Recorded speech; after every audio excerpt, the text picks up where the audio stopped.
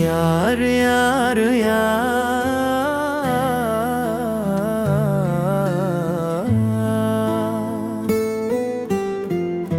günler geçer yıl olur, yağmur yağar sel olur.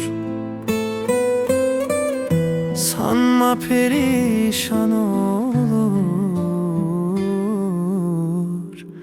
gönül bir gün şad olur. Yar yar yar,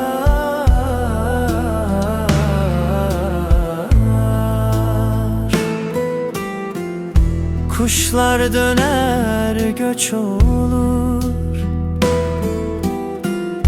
kışlar biter yaz olur. Boyun bükme ne olur,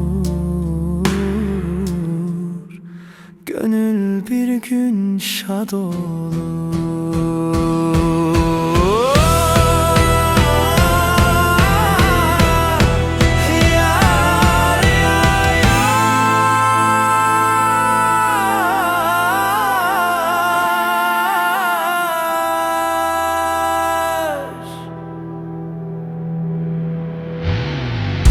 Sesin bana yol bulur, şerbet özlü tad olur. Kovan olur, bal olur, gönül bir gün şad olur.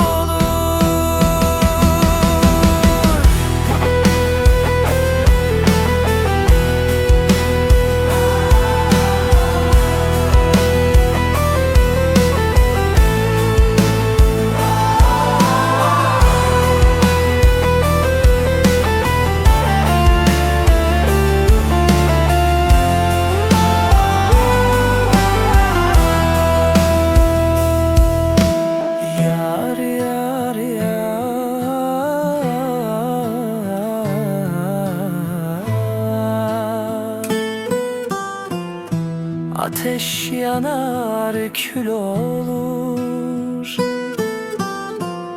hasret tüter aşk olur. Vuslat gözde yaş olur, gönül bir gün şad olur.